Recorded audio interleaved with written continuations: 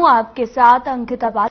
बात करते हैं। मुख्यमंत्री पुष्कर सिंह धामी ने मॉर्निंग वॉक के दौरान भराड़ीसैंण में चंद्र सिंह नेगी के प्रतिष्ठान पर न सिर्फ चाय की चुस्कियों का आनंद लिया, बल्कि बहुत ही सहजता के साथ अपने हाथों से चाय भी बनाई।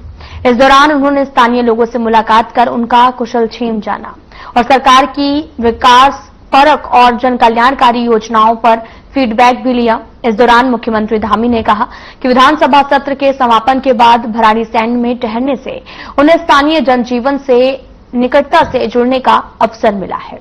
उन्होंने गैरसैंण को केवल ग्रीष्मकालीन राजधानी ही नहीं बल्कि अपार संभावनाओं से युक्त एक महत्वपूर्ण पर्यटन स्थल बताया। साथ ही उन्होंने कहा कि विधानसभा सत्र के समापन के बाद भराड़ीसैंण में रुककर कुछ समय और स्थानीय जनजीवन से जुड़ने का अवसर मेरे लिए विशेष है।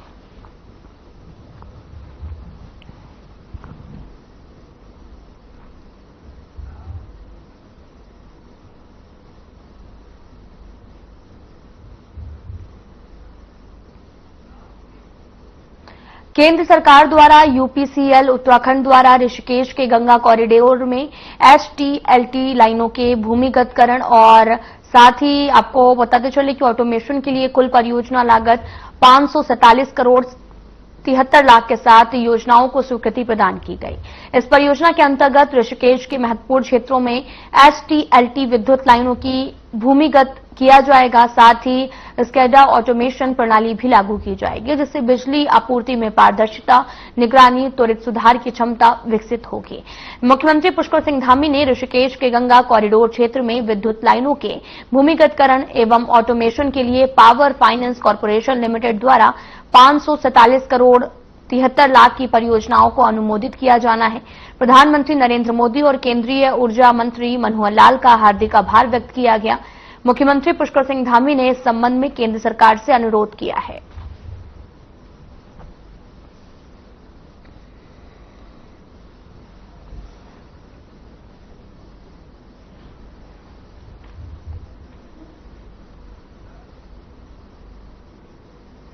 रेजिडेंशियल नक्शा पास कर क्लब निर्माण शुरू किया, जबकि वह जमीन खेल गतिविधियों के लिए आरक्षित थी। कॉलोनी के लोगों को डराने के लिए झूठी एफआईआर कराई गई, जो बाद में खारिज हो गई। एटीएस सोसाइटी के अध्यक्ष अजय सिंह ने बताया कि मेयर के सहयोग और वृक्षारोपण कार्यक्रम के दौरान मामला उजागर हुआ है और अब नगर निगम के हस्तक्षेप से समाधान हो गया है।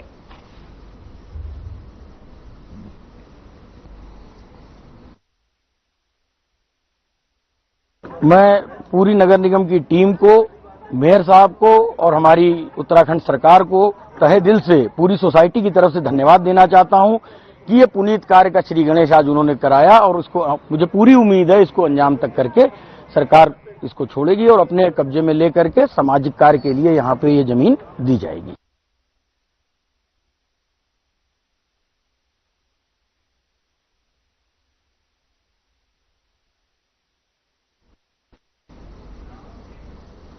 उत्तराखंड के कुमायूं विश्वविद्यालय में 2 साल बाद छात्र संघ चुनाव होने जा रहे हैं। महाविद्यालय द्वारा 27 सितंबर को चुनाव की घोषणा कर दी गई है। छात्र संघ चुनाव की घोषणा होने के बाद एनएसयूआई के प्रदेश सचिव ने राजकीय महाविद्यालय के बाहर कानून व्यवस्था और आने वाले छात्र संघ चुनाव में निष्पक्ष तरीके से चुनाव की मांग की है।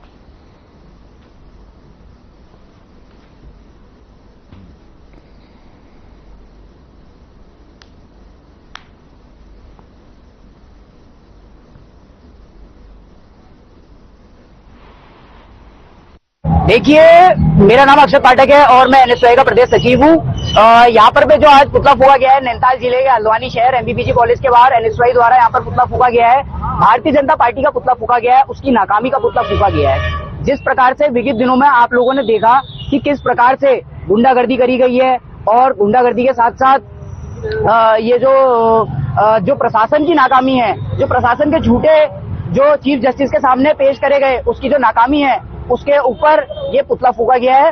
और कानूनी कार्रवाई करनी थी, उसकी जो बिगड़ी हालत है हमारे प्रदेश में, कानूनी के साथ साथ जो बिगड़े हालात है, उसके साथ साथ जो ये प्रदेश में प्रशासन है उसकी जो नाकामी है, उसके ऊपर आज एनएसयूआई द्वारा यहाँ पर पुतला फूका गया है। गलती करी है, हम ये नहीं बोल रहे हैं कि गलती उन्हीं के लोगों ने करी है, किसी ने भी करी है। पूरे प्रदेश से जो आए थे यहाँ पर जिनने तलवार में पोलिंग बूथ के वहां पर थे, पिस्टल थी लोगों के पास, उन लोगों के लिए प्रशासन ने ज्यादा से ज्यादा कार्रवाई करनी चाहिए। एनएसयूआई छात्र संगठन यही चाहता है कि प्रदेश में जो कानूनी व्यवस्था है वो मजबूत हो और भाजपा इसमें माननीय मुख्यमंत्री जी इसमें ध्यान दें और जल्द से जल्द गुंडागर्दी को कम करा जाए हमारे प्रदेश में।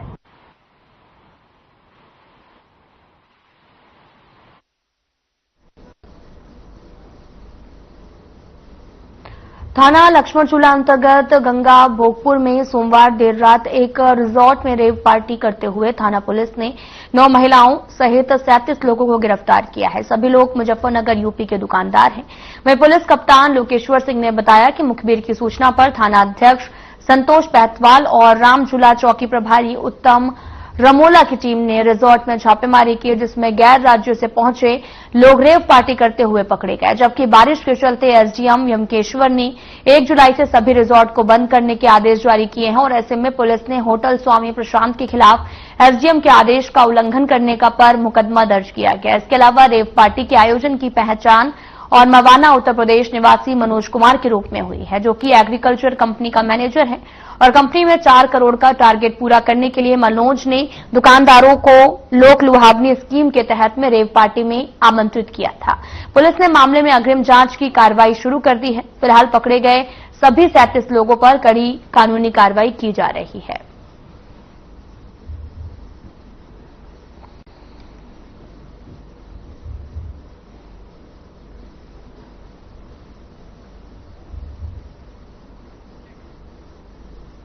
अल्मोड़ा में दशहरे की तैयारियां जोर पकड़ रही हैं। सांस्कृतिक नगरी में ऐतिहासिक रामलीला मंचन की परंपरा 150 साल से जारी है। रामलीला को जीवंत बनाने के लिए देर शाम तक कलाकार तालीम ले रहे हैं। नगर के कई स्थानों पर स्थानीय कलाकार अभिनय और संवाद का अभ्यास कर रहे हैं। अल्मोड़ा की खासियत ये भी है कि यहां पर रामलीला के संवाद गायन पद्धति पर आधारित होते हैं, जिनमें राग रागनियों का समावेश होता है। शहर में दर्जन भर से अधिक जगहों पर रामलीला मंचन की तैयारियां चल रही हैं।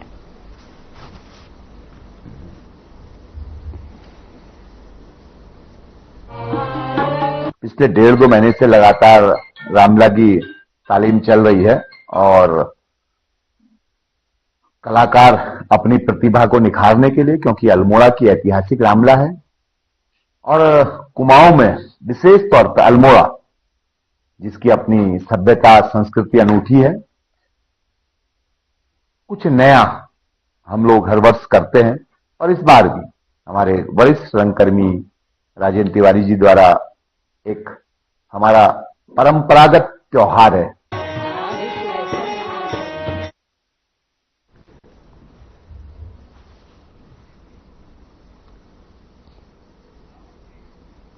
भारत सरकार की कई परियोजनाओं में कंपनियों और ठेकेदार के बीच में विवाद सुलझाने के लिए मोदी सरकार ने अहम कदम उठाए हैं, जिसके तहत सरकार ने अनुभवी रिटायर्ड अधिकारियों को विवाद सुलझाने की जिम्मेदारी सौंपी है, जिसमें गंगानगर ऋषिकेश निवासी मुहर मणि भारत सरकार को दी गई जिम्मेदारियों को बखूबी निभा रही है। हाल ही में मणि मुहर नेपाल में चल रही टीएचडीसी की 900 मेगावाट विद्युत परियोजना के विवाद को 30 दिनों में सुलझाकर ऋषिकेश वापस लौटे हैं। तो वहीं इस दौरान मोदी सरकार की जिम्मेदारियों को बखूबी निभाने पर स्थानीय लोगों ने उनका स्वागत और सम्मान किया है।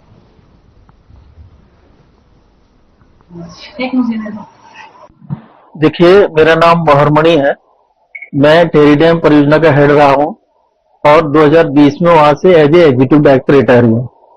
उसके बाद इस वर्तमान प्रगतिशील सरकार ने एक स्कीम निकाली जिसमें जिन बड़े अधिकारियों के पास अपने कार्यक्षेत्र का अनुभव है उनमें से कुछ एक को सिलेक्ट करके जो भारत सरकार की परियोजनाएं चल रही हैं उनमें सरकार की कंपनी और कॉन्ट्रैक्टर के बीच में जो विवाद है उसको विशेषज्ञ के तौर पर हल करने के लिए नियुक्त किया गया।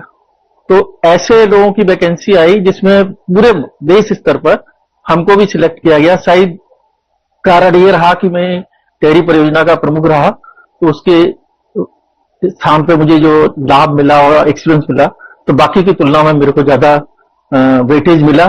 वर्तमान में भारत सरकार ने मुझे उनकी 2 परियोजनाएं चल रही हैं। नेपाल भारत के बीच में भारत का एक प्रोजेक्ट चल रहा है 900 मेगावाट का, उसमें विवाद था 2 कंपनियों का, आपसी में ठेकेदारों का। उस विवाद को उन्होंने 30 दिन के अंदर एक नेशनल मुद्दा और 30 दिन के अंदर उन्होंने निपटाया उस हौसले को देखते हुए उनके हौसला अफजाई करने के लिए हमारे तीनों पार्षद एकांत गोयल जी वार्ड नंबर 20 से, 22 से संजय ध्यानी जी और 21 से पार्षद सुनीता भारद्वाज जी, ये सभी आकर के शारदा रतुड़ी जी, कल्पना कठैत जी, लक्ष्मी जी, वीरेंद्र गुप्ता, ये सभी लोग, नरेश शर्मा आकर के इन्होंने सभी ने माननीय मणि जी का हौसला अफजाई कर सम्मानित किया। नैनीताल जिले के मुख्याग्नि क्षेत्र में आपको बताते चले कि मुखानी क्षेत्र में महिला योगा ट्रेनर की हत्या मामले का 21 दिन बाद पुलिस ने खुलासा कर दिया, जिसमें नैनीताल के एसएसपी ने मामले की गुत्थी सुलझाते हुए आरोपी को नेपाल से गिरफ्तार किया है।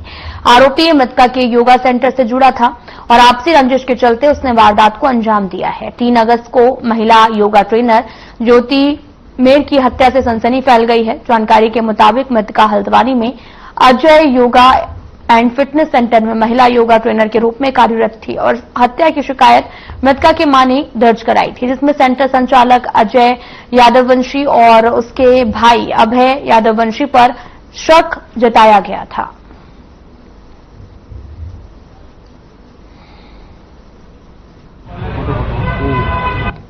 थाना मुखानी में ज्योति मेहर की हत्या का मुकदमा पंजीकृत किया गया था। इसमें कंटिन्यूअस तभी से पुलिस जो संदिग्ध है और जो सीसीटीवी और डाटा सर्विलांस से जो सस्पेक्ट आया था उसकी तलाशी कर रही थी।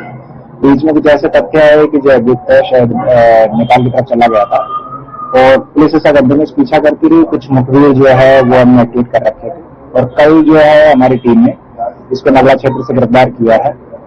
प्राइमरी जो पूछताछ है उसके हिसाब से अजय और अभय 2 भाई हैं और जो अजय है उसका योगा सेंटर जो है उसमें एक लड़की ज्योति मेहर काम करती थी।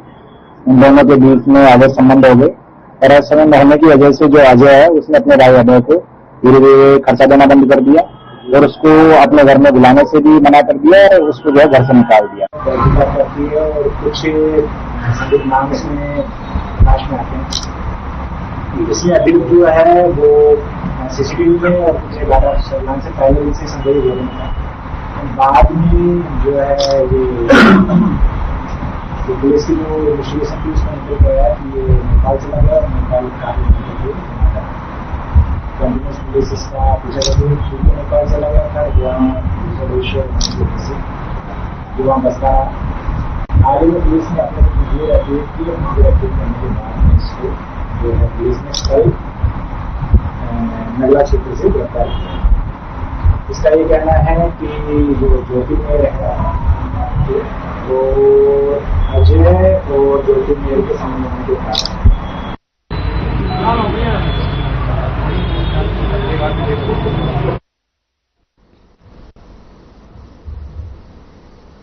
खटीमा के बिगराबाग गांव स्थित एक तालाब में स्थानीय युवक का शव तैरता हुआ पाया गया। ग्रामीणों ने जब सुबह तालाब में युवक के शव को तैरते हुए देखा तो ग्रामीणों में हड़कंप मच गया। ग्रामीणों ने घटना की सूचना पुलिस को दी। वहीं मौके पर पहुंची पुलिस ने स्थिति का जायजा भी लिया है और घटना के बारे में जानकारी जुटाई। वहीं घटना की जानकारी मिलते ही परिजनों में कोहराम मच गया। वहीं परिजनों का रो रो कर बुरा हाल है। जानकारी के मुताबिक मृतक संदीप अविवाहित था, जो खेत में दवा छिड़काव करने गया था, तब से घर वापस नहीं लौटा।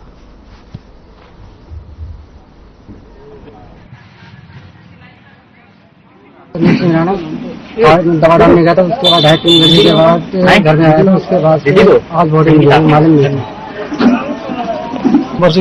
हमने सोचा कि कहीं गाँव गया होगा ना, किसी ने मतलब वहाँ पे देखा तालाब में, गांव के बगल में तालाब है तो चारा राड निकालने गया तब देखा बॉडी ऊपर से पानी से। तो पुलिस अभी चल रहा वो मतलब आने वाले हैं।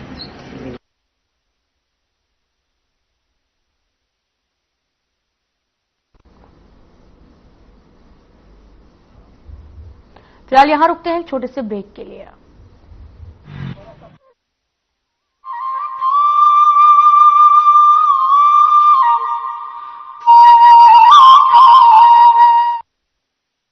क्या आप दुबले पतले कमजोर हैं, आपकी सेहत नहीं बनती, भूख कम लगती है, वजन नहीं बढ़ता? दरअसल मेन बात खाना पीना खाना नहीं है, मेन बात है खाया पिया लगना। और अगर खाया पिया लगेगा ही नहीं तो आपकी सेहत बनेगी कैसे? इसलिए हमारी संस्था सन्यासी आयुर्वेदा ने एक ऐसी दवा का निर्माण किया है जो कि आपके लिवर, आपके पाचन तंत्र को दुरुस्त करने का काम करती है, ताकि आप जो भी खाएं उसका पूरे का पूरा निचोड़ आपके शरीर को लगे, आपकी भूख बढ़े, खाया पिया सही से लगे, नया खून बने, हड्डियों में जान आए, वजन बढ़े और आप मोटे तगड़े खूबसूरत पर्सनैलिटी के मालिक बन जाए। सिर्फ 699 रुपए की पूरे 1 महीने की दवा होती है और आप इसे घर बैठे 01145454545 पर फोन करके दवा मंगवा सकते हैं।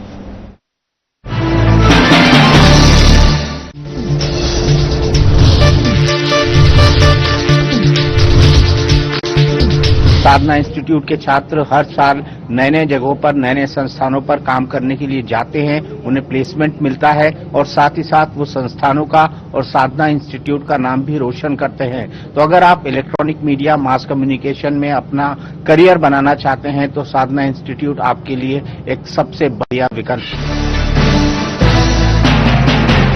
आधी आबादी को पूरा अधिकार देने के अभियान में साथी और सहयोगी की भूमिका में है डबल इंजन सरकार। यशस्वी प्रधानमंत्री नरेंद्र मोदी के मार्गदर्शन एवं मुख्यमंत्री योगी आदित्यनाथ के प्रयासों ने उत्तर प्रदेश की नारी का किरदार कैसे बदला, इसका दर्पण है मिशन उन्नति। इसके अंतर्गत एक सूचकांक विकसित किया गया है जिससे सरकारी प्रयासों से हो रहे महिला सशक्तिकरण को मापा जा सकता है। महिला आर्थिक सशक्तिकरण सूचकांक WEE इंडेक्स के अनुसार उत्तर प्रदेश ने पिछले 8 वर्षों में महिला श्रम बल में हर वर्ष वृद्धि दर्ज की। 2017 के बाद हुए इस बदलाव का आधार बनी चुस्त दुरुस्त कानून व्यवस्था एवं मिशन शक्ति का विजन, जिसने महिलाओं को सुरक्षित बनाया, स्वावलंबन का मार्ग भी प्रशस्त किया। व्यवसाय, तकनीक एवं अन्य क्षेत्रों में महिलाओं के कौशल विकास और प्रशिक्षण से सरकारी नौकरियों में महिलाओं की संख्या में लगातार वृद्धि हुई। विभिन्न सरकारी योजनाओं और कार्यक्रमों ने स्वयं सहायता समूहों, आसान ऋण एवं उद्यमिता को प्रोत्साहन देकर आत्मनिर्भरता के नए द्वार खोले। काम दमदार, डबल इंजन सरकार।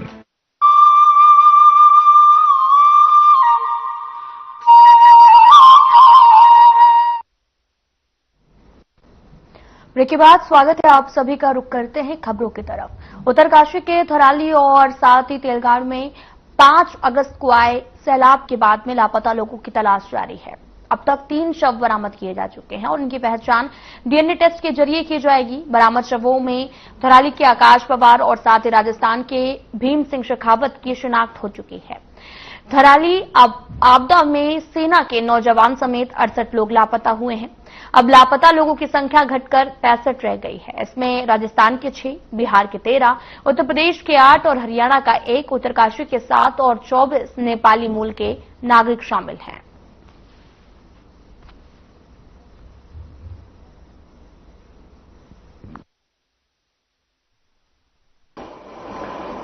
जैसा कि आपको पता है 5 तारीख को धराली में आपदा आई थी जिसमें पूरे गांव को काफी नुकसान हुआ था। उसमें फर्स्ट रिस्पॉन्डर्स की तरह आर्मी ने अपना ऑपरेशन शुरू कर दिया था 10 मिनट के अंदर। वो ऑपरेशन अभी तक चल रहा है और ऑपरेशन में तकरीबन आज की तारीख में 400 के करीब जवान लगे हुए हैं। इसमें पूरे पिछले 7 दिनों का अपडेट में इस तरह से है कि तकरीबन जितने वहां पे 1600 के करीब टूरिस्ट थे और लोकल्स थे उनको इवैक्यूएट किया गया है। एयर सप्लाई और मेंटेनेंस जो है वहां पे रसद पहुंचाने का काम जो है वो एयरफोर्स और आर्मी ने करा है। म्यूल्स का इस्तेमाल किया जा रहा है रसद को पहुंचाने में वहां पे। उसी तरह आर्मी की जो सिग्नल कंपनीज होती हैं उन्होंने कम्युनिकेशन नेटवर्क सेटअप कर दिया है। ये शुरुआत में तो आर्मी ही वहां थी, लेकिन उसके बाद जब स्टेट और डिस्ट्रिक्ट एडमिनिस्ट्रेशन जब वेदर खुला था उसके बाद SDRF, NDRF, border road, ITBP और सारी संस्थाएं वहां पे जो डिस्ट्रिक्ट एडमिनिस्ट्रेशन की थी वो पहुंच गई हैं।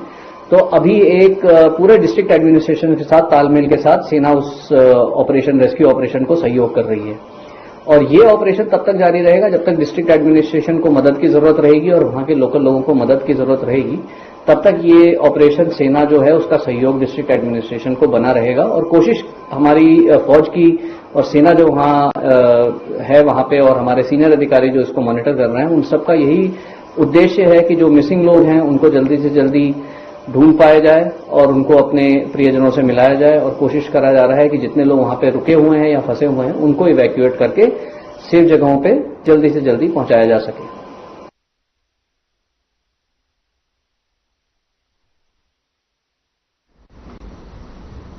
हल्द्वानी के मुखानी क्षेत्र में हुई महिला योगा ट्रेनर ज्योति मीर की सनसनीखेज हत्या का पुलिस ने खुलासा कर दिया है। एसएसपी नैनीताल ने जानकारी देते हुए बताया कि 30 जुलाई को हुई इस वारदात के बाद में पुलिस लगातार जांच में जुटी है। Jyoti Mir Ajay yoga and fitness centre Mukhani में ट्रेनर के रूप में काम करती थी। जांच के दौरान सीसीटीवी फुटेज में एक संदिग्ध युवक दिखा, जिसकी पहचान अभय कुमार उर्फ राजर निवासी वाल्मीकि नगर बिहार के रूप में हुई है। मुखबिर की सूचना पर पुलिस ने 19 अगस्त को नगला तिराहे से उसे गिरफ्तार किया है। पूछताछ में आरोपी ने कबूल किया कि योगा सेंटर के मालिक अजय यादव और ज्योति मीर के अवैध संबंधों से वह नाराज थी और इसी रंजिश में उसने ज्योति के दुपट्टे से गला दबाकर हत्या कर दी है। वारदात के बाद नेपाल भाग गया था। पुलिस ने आरोपी के कब्जे से हत्या में प्रयुक्त दुपट्टा भी बरामद किया है। इस मामले में सामाजिक संगठनों और स्थानीय लोगों ने लगातार आरोपियों की गिरफ्तारी की मांग की थी। अब पुलिस ने कार्रवाई से पूरे मामले का पर्दाफाश किया है।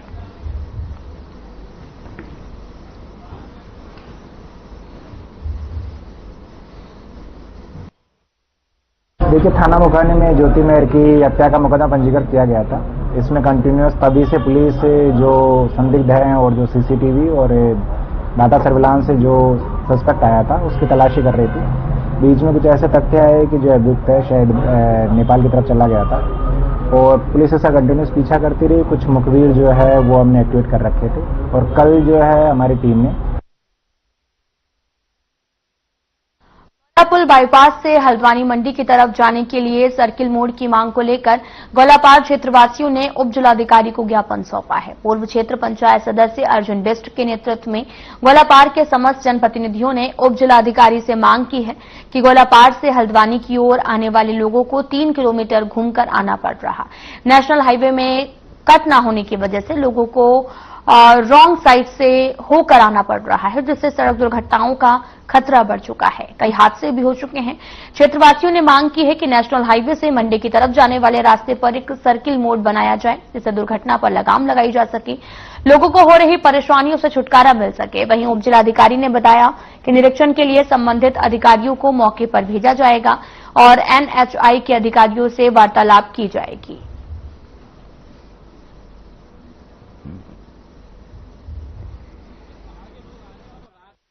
वर्तमान में रेलवे क्रॉसिंग से गौला पुल के बीच का जो मध्य का मार्ग अभी बंद किया गया है। लगातार उसमें लैंडस्लाइड होने की वजह से मार्ग क्षतिग्रस्त हो गया है, जिसमें किसी प्रकार के वाहन चलाने से खतरा बना हुआ है। खतरे के दृष्टिगत पीडब्ल्यूडी के अनुरोध पे मार्ग बंद किया गया। वर्तमान में पीडब्ल्यूडी के द्वारा सुरक्षा कार्य लगातार किए जा रहे हैं। शीघ्र इसको पूर्ण कर दिया जाएगा। उनकी मांग थी तत्काल मार्ग को सुचारू कर दिया जाए। इसके अलावा अभी वर्तमान में उनको जो एनएच के माध्यम से और मतलब सर के ऊपर गिर रहा है। अभी क्या है कि तत्काल में जो रास्ता सही होना था उसमें अभी कोई काम उतनी तेजी से नहीं हो पा रहा है और रास्ते सारे बंद हो गए। और क्या था कि मंडी से आगे एक डिवाइडर जहां से रास्ता डाइवर्ट हो रहा था, उस रास्ते को भी मतलब मैं अगर बात करूं शासन प्रशासन द्वारा बंद कर दिया। अब प्रॉब्लम क्या आ रही है,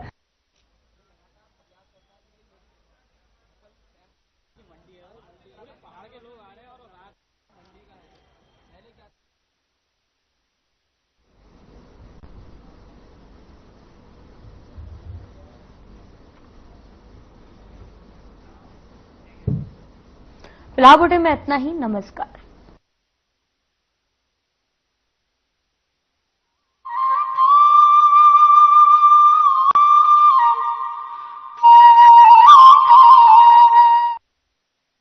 यशस्वी प्रधानमंत्री